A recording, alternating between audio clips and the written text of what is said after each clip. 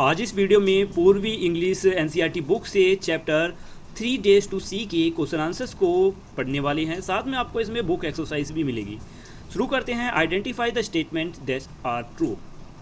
First question, the author expresses a deep longing to experience the world through the sense of hearing. Author यानी Helen Keller सुनने की शक्ति के जरिए से दुनिया को अनुभव करने की गहरी इच्छा व्यक्त करती है। The answer is true. बिल्कुल सही है ये आंसर। नेक्स्ट है, the author would like exploring the city only to observe how people are suffering. क्या लेखिका यानी हेलन केलर शहर की खोज केवल यह देखने के लिए करती है, ये देखने के लिए इच्छा करती है कि लोग कैसे दुखी हैं। आंसर इज फॉल्स, क्योंकि वह केवल दुख नहीं देखना चाहती बल्कि लोगों के रोज के जीने के तरीकों को देखना चाहती हैं। नेक्स्ट है, the author would spend the first day seeing the people whose kind heartedness and friendship have enriched her life. लेखिका पहले दिन उन लोगों को देखने में बिताना चाहेगी जिनकी दयालुता और दोस्ती से उनके जीवन को समृद्धि मिली, उनका जीवन सुखी रहा। Answer is true. Fourth question, the author acknowledge that even in 3 days she would not be able to see everything.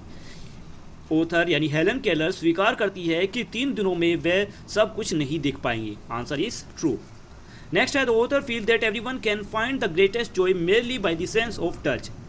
कि लेखिका यानी हेलन केलर को लगता है कि केवल छूने की भावना से ही कोई सबसे अधिक आनंद हासिल कर सकता है, यानी जीवन का सुख ले सकता है सिर्फ छूने से ही।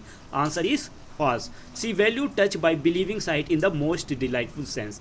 क्योंकि उनका मानना है कि यानी हेलन केलर कहती हैं कि टच करना मतलब टच जो सेंस है वो भी इम्पोर्टेंट है, लेकिन हेलन केलर मानती है कि देखने की शक्ति सबसे ज़्यादा आनंददायक होती है। नेक्स्ट है, the author advise those who can see to appreciate every moment as if they might lose their senses tomorrow. Helen Keller उन लोगों को सलाह देती है कि मतलब देखने वाले लोगों को सलाह देती है कि वे हर पल को ऐसे जिएं जैसे कल उनकी देखने की शक्ति खो सकती है। Answer is true. On the third day, the author would like to observe people in their daily lifes and understand their experiences. तीसरे दिन हेलन केलर लोगों को उनके रोज के जीवन जीने के तरीके को देखना चाहेंगी और उनके अनुभव को समझना चाहेंगी। Answer is true. अब आते हैं नेक्स्ट क्वेश्चन पर। Complete the table with what Helen Keller wanted to do on the 3 days if she had sight. अगर हेलन केलर के पास देखने की शक्ति होती तो वो 3 दिनों में क्या देखना चाहेंगी। Day first, seeing the people who are kind to her, recognise her friends, look at faces she loves. उन लोगों को देखना जो उस हेलन केलर के प्रति दयालु हैं, जिन्होंने साथ ही हेलन केलर अपने दोस्तों को पहचानना चाहेंगी, जिन चेहरों से वह प्रेम करती है उन्हें देखना चाहेंगी। नेक्स्ट है, arise with the dawn. Second day, arise with the dawn, watch how night changes into day, visit museum to see human progress and history. मतलब सुबह सूरज निकलने से पहले वो उठना चाहेंगी और देखना चाहेंगी कि रात दिन में कैसे बदलती है और इंसान ने कैसे प्रगति की, कैसे इंसान ने बदलाव किया, और साथ ही म्यूजियम में जाकर उनके इतिहास को देखेंगी। Third day, go to the city, observe people in their daily routines, stand at a street corner and understand life through people's faces and actions.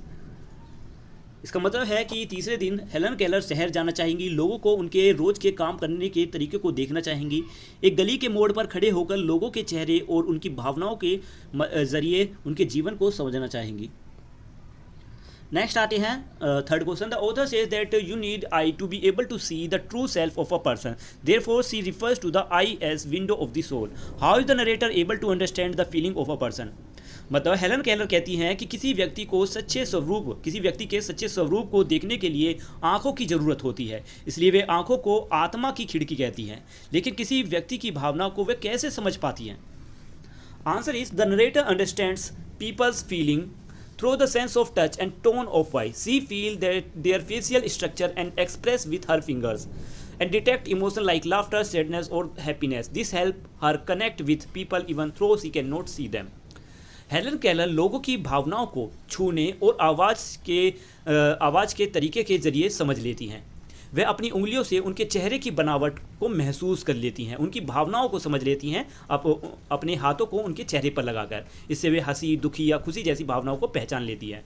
इससे ही वह लोगों से जुड़ पाती हैं, भले ही हेलन केलर उन लोगों को देख ना सके।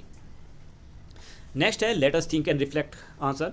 Extract 1, I feel the delicate symmetry of a leaf, feel the happy quiver of a bird in full song.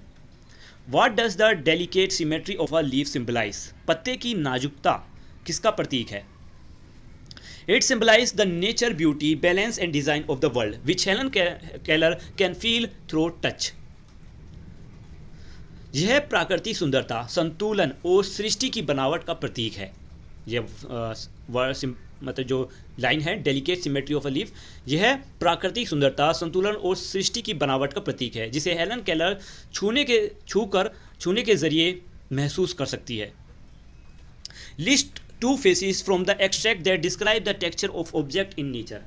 First one is smooth skin of a silver birch. Next, rough saggy bark of a pine. मतलब पहला वाला है कि पेड़ की पेड़ जो है उसकी चिकनी त्वचा, और एक है नेक्स्ट लाइन में पाइन ट्री की खुरदरी और जो बाहर की तरफ जो खाल होती है उसको कहा गया है ये रफ सैगी बार। ठीक है, नेक्स्ट है complete the sentence. The face awakening nature after her winter sleep refers to the beginning of spring when trees bloom and birds sing again.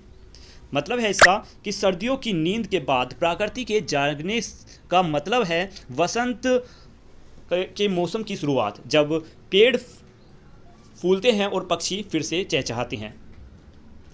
What is the tone of the writer in this extract? Answer is admiring, प्रशंसा से भरी हुई। Next है the next day I should arise with the dawn, go to museum. First question is the word thrilling has been used with miracle. Which of the following word does not match with the word thrilling? Answer is knowledge. Why does the writer refers to the earth as sleeping earth? लेखिका ने अर्थ को सोई हुई धरती क्यों कहा है? Because at night the earth is dark and silent and it becomes bright and alive when the sun rises, just like waking up from sleep. क्योंकि रात में पृथ्वी अंधेरे और शांत होती है, अंधेरे में होती है और शांत होती है, और सूरज निकलने पर यह उजली और जीवन से भरी हुई होती है, इसलिए उसे नींद से जागना कहा गया है। नेक्स्ट है complete this sentence. The writer wishes to dedicate the day to a brief look at the present and past world because he wanted to understand the journey and progress of mankind. कि लेखिका यानी Helen Keller उस दिन को वर्तमान और अतीत यानी बीता हुआ समय, लेखिका उस दिन को वर्तमान और बीते हुए समय की दुनिया पर एक दृष्टि डालने के लिए दृष्टि डालना चाहती है, क्योंकि वह इंसानों की जो प्रोग्रेस है, मतलब जो बदलाव किया है इंसानों ने, उसको समझना चाहती है कि किस तरीके से इंसान ने इंसान की शुरुआत में इंसान कैसे थे और किस तरीके से उन्होंने बदलाव करते हुए आज इस दुनिया में पहुँचे हैं। Next, why does the writer use should multiple time in the extract? Because she is imagining or hypothetically express what she would do if she could see. क्योंकि वह कल्पना कर रही हैं कि यदि वह देख सकती तो वह क्या करती। ठीक है, इसलिए ये वर्ड शुड बार बार यूज़ किया गया है। नेक्स्ट आते हैं question, answer the following questions पर।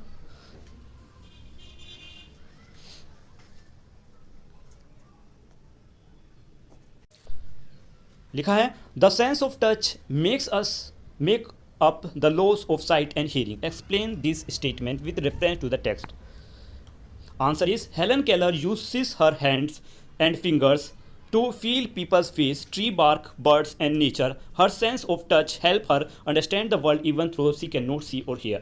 हेलन केलर अपने हाथों और उंगलियों का इस्तेमाल करके लोगों के चेहरे, पेड़ों की छाल, पक्षियों और प्रकृति को महसूस करती है। उनकी छूने की भावना उन्हें दुनिया को समझने में मदद करती है, भले ही वे देख या सुन ना सकें। Next question, why does the author believe that the sense of site is the most wonderful? Answer is because sight allows us to see color, people, light and nature. It shows beauty and instantly more than any other sense.